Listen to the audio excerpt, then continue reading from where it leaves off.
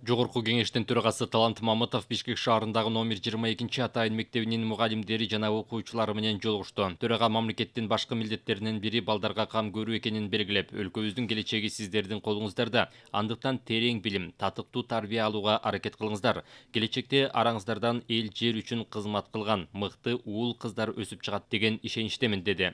Муну менен катар жогорку кеңештин ишмердүүлүгү жөнүндө учка кеп кылды. Баарлашуу маалында мугалимдер айрым маселелерге токтолуп аларды чечүүгө көмөктөшүүнү өтүнүштү.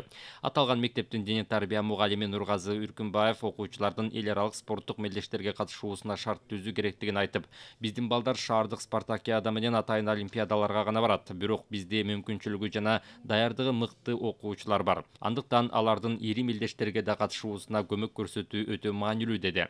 Жолугушууда атайын мектептерде иштеген агартуучуларды колдоо жана шыктандыруу маселелери көтөрүлдү. Соңунда төрага Талант Мамытов окуучуларга билектерди тапшырды. Номер 22 атайын мектебинде учурда 245 окуучу билим алат. Алардын катарында ден соолугунун мүмкүнчүлүгү чектелген өспүрүмдөр жана аз камсыз болгон үй бүлөлөрдүн балдары бар.